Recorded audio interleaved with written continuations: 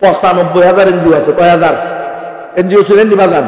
ওই যে যারা ঋণ দেয়, টিন দেয়, গরু দেয়, ছাগল দেয়, হাঁস দেয়, মুরগি দেয়, কম্বল দেয়, মশারি দেয়, ওষুধ দেয়, বই দেয়, চাউল দেয়, ডাউল দেয়, তাবু দেয়, কিস্তিতে টাকা দেয়, আপনার বউকে নিস্তি লাগায় ঘর থেকে বের করে দইউজ বানায় দেয়। একেবারে অজপরা গায়েও কিভাবে সুদ ঢুকায় দেওয়া যায়, এই জন্য তারা চলে আসছে বিভিন্ন এনজিওর নামে, non government organization, BRAC, ASA, Caritas, UNICEF, UNDP, HEED Bangladesh, good neighbour Bangladesh, RDRS, SSS, SKS, Buro Bangladesh, prism Bangladesh, page Bangladesh, Uddipan Bangladesh, Prokashi Bangladesh, Proshika Bangladesh, গাগ বাংলাদেশ, ঠিক বাংলাদেশ, শক্তি বাংলাদেশ, মুক্তি বাংলাদেশ, স্বনির্ভর বাংলাদেশ, গ্রামীণ ব্যাংক বাংলাদেশ, আগাপে বাংলাদেশ, জাগরণী চক্র বাংলাদেশ। আছে না নাই? এনজিও চিনেন আপনারা? যারা ঘুমাইতেছে এরা এনজিও ছিলেন নাকি এনজিও টাকা নিয়ে খাই বসে?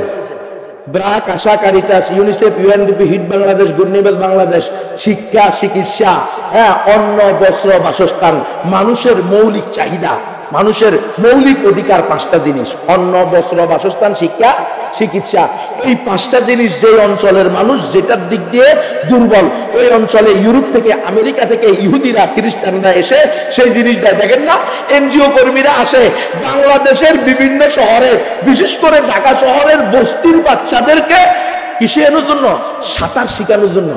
বাংলাদেশের বস্তির বাচ্চাদেরকে সাঁতার শিখাতে আসছে আমেরিকা থেকে এনজিও টিম। কেন রে ভাই?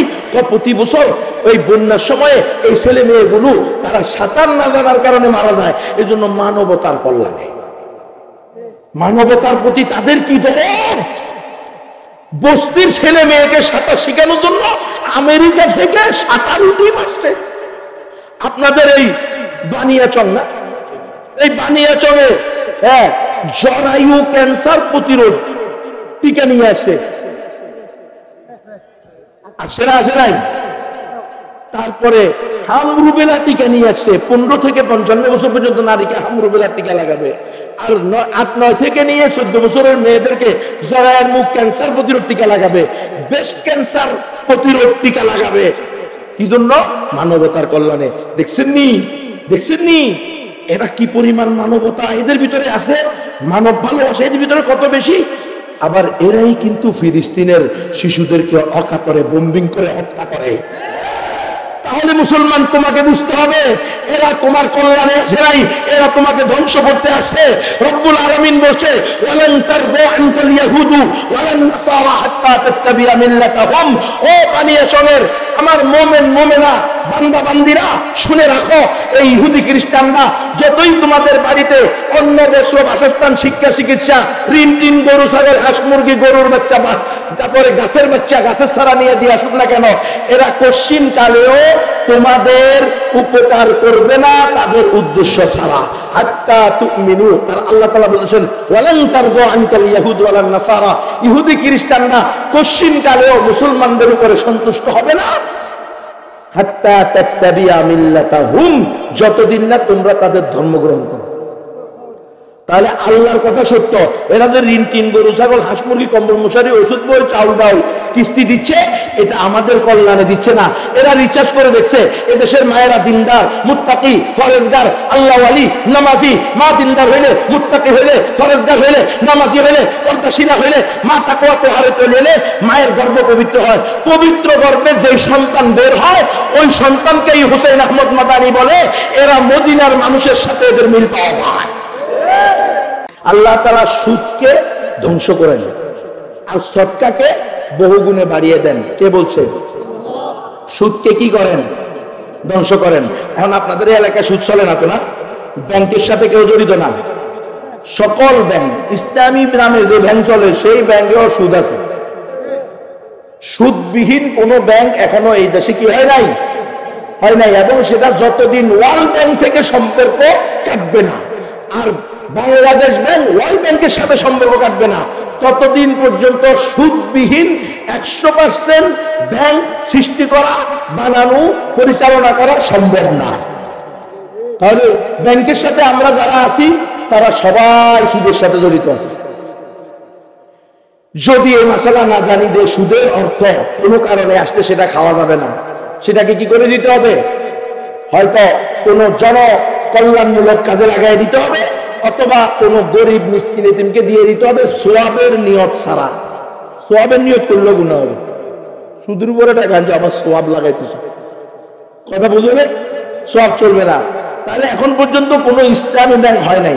আচ্ছা, এটার সাথে আমরা যারা মোটামুটি পয়সাওয়ালা, হ্যাঁ, তারা প্রায় সবাই জড়িত, আল্লাহ মাফ করুক। পারলে কারেন্ট অ্যাকাউন্ট করবো সবাই। কি অ্যাকাউন্ট? Current account. কারেন্ট অ্যাকাউন্টে আপনার থেকে টাকা কাটবে, সেভিং অ্যাকাউন্টে আপনাকে টাকা দিবে। বুঝেন নাই? 15 দিন পরেও দিবে, 1 মাস পরেও দিব, 6 মাস পরেও দিব, 1 বছর পরে সারা না আটা না 5 পয়সা 10 পয়সা 1000 1000 2000 যতদিন বেশি রাখবেন তত বেশি টাকা পাবেন। সুদ, তবে ওদের নাম দিব আর কি, মুনাফা। সুদের নাম কি? মুনাফা। তো মুনাফা বললে কি জায়েজ হয়ে যাবো? না। যেরকম ভাবে গণতন্ত্রকে ইসলামী বললে কি গণতন্ত্র হালাল হয়ে যাবো? না, গণতন্ত্র কুফরি এবং শিরকি মতবাদ। গণতন্ত্র আলাদা একটা ধর্ম। গণতন্ত্র দিয়ে ইসলাম প্রতিষ্ঠা হবে না। গণতন্ত্র প্রতিষ্ঠা করা হয়েছে খেলাফতকে ধ্বংস করার জন্য। কথা বলেন, গণতন্ত্র আল্লাহর কোরআন দ্বারা নিষিদ্ধ। আল্লাহ বলছেন ওয়াইন তুতি আকসার মান ফিল আরদি ইউদিল্লুকা আন সাবিলিল্লাহ। আয় আমার হাবিব, আপনি যদি জমিনের অধিকাংশ মানুষের মত অনুসরণ করতেন, ইউদিল্লুকা, তাহলে অধিকাংশরা আপনাকে গোমরাহ করতো, আন সাবিলিল্লাহ, আল্লাহর রাস্তা থেকে। আপনি বিভ্রান্ত হয়ে যেতেন, পথভ্রষ্ট হয়ে যেতেন। আপনি অধিকাংশের মত মানবেন না। দেখেন না, অধিকাংশের ভিতরে তেল চোর, ডাইল চোর, গম চোর, করোনা ভাইরাসের তেল চোর আছে না নাই? অধিকাংশের ভিতরে হিন্দু, বৌদ্ধ, খ্রিস্টান, নাস্তিক, মুরতাদ, বেঈমান, শাতিমুর রাসূল আছে না নাই? অধিকাংশের ভিতরে বেনামাজি, বেহায়া, বেলাগা, সুদখোর, ঘুষখোর, ইয়াবাখোর আছে না নাই? তাহলে অধিকাংশের কথা মানলেই তুমি গুমরাহ হয়ে যাবা। অধিকাংশ, কারণ গণতন্ত্রের কথা হলো সকল ক্ষমতার মালিক জনগণ। জনগণ যাহা চাইবে তাহাই এই দেশের আইন বলিয়া কি হবে? পাশ করা হবে, পাশ পাওয়া যাবে। এখন আইন যদি তুমি গণতন্ত্র, সমাজতন্ত্র, জাতীয়তাবাদ, ধর্মনিরপেক্ষতাবাদকে বলো, তাহলে কি ঈমান থাকবে? ঈমান থাকবে না। মায়েরা, আমরা যারা গরিব অথবা আমরা দ্বিতীয় শ্রেণী থেকে নিয়ে নিচের দিকে আছে, নিম্ন শ্রেণী, তারা কিন্তু ব্যাংকে যাই না।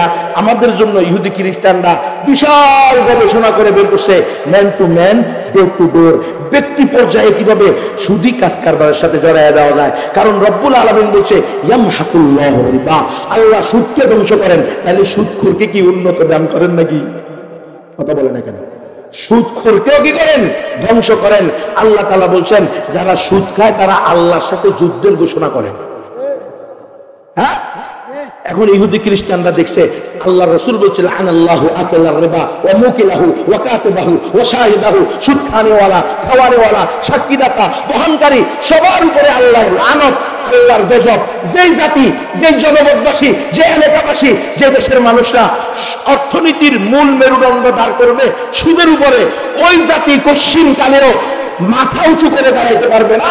সারা জিন্দেগি ধ্বংস, অপমানিত, লাঞ্ছিত হতে থাকবে। এজন্য তারা রিসার্চ করে দেখছে এই দেশের মানুষকে একেবারে নাকি শারিয়ার কবিরে বলছে, যার সাথে মদিনার মানুষের সাথে মিল পাওয়া যায়। আপনারা বুঝেন না শেখুল ইসলাম কেন বলছে? এদেশের মায়েরা দিনদার ছিল। এই বাবাদেরকে জিজ্ঞেস করেন, ওনাদের ছোটবেলায় কোনো মহিলা সচরাচর যুবতী মহিলা চোখে পড়তো? কখনো পড়তো। আর এখন হুজুর, এখন আমরা ডিজিটালে আছি, ডিজিটালের সীমানা পার হয়ে স্মার্টে চলে গেছি। ডিজিটালে অর্ধ উলঙ্গ ছিলাম, স্মার্টে পূর্ণ উলঙ্গ। কথা বুঝো নাই? ডিজিটালে একটা ছেলেরা মেয়েকে নিয়ে পালাইতো, আর এখন স্মার্টের সময় মেয়েরা ছেলেদের বাড়িতে গিয়ে প্রেমিকার মর্যাদা চায়। হুজুর দেখেন নাই, 3 দিন ধরে উনি ছেলের বাড়িতে কি করতেছে? প্রেমিকের বাড়িতে অনশন পালন করিতেছে।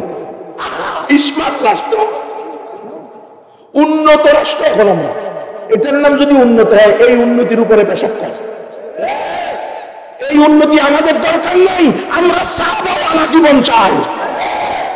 এই উন্নতি আমাদের দরকার নাই। আল্লাহর বিধান, রাসূলের সুন্নাহকে বাম হাত দিয়ে ঠেলে দিয়ে নাউযুবিল্লাহ কুফরি শিরকি জীবন বিধান, এটা কশিন কালেও আমাদের জন্য কল্যাণকর হতে পারে। এই জন্য কল্যাণ রাষ্ট্র বললে ইহুদি খ্রিস্টানরা বলবে ঠিক আছে, এখানে নাস্তিকরাও কল্যাণ পাবে। এটা এমন কল্যাণ রাষ্ট্র, জগা খিচুড়ি মার্কা কল্যাণ। এখানে শাতিমুর রাসূলরাও কল্যাণের সাথে থাকতে পারবে। এখানে ইহুদি খ্রিস্টানরা যেমনি ভাবে বসবাস করতে পারবে, ইজ্জত, সম্মান, অধিকার নিয়ে ট্রান্সজেন্ডারবাদীরাও বসবাস করতে পারবে।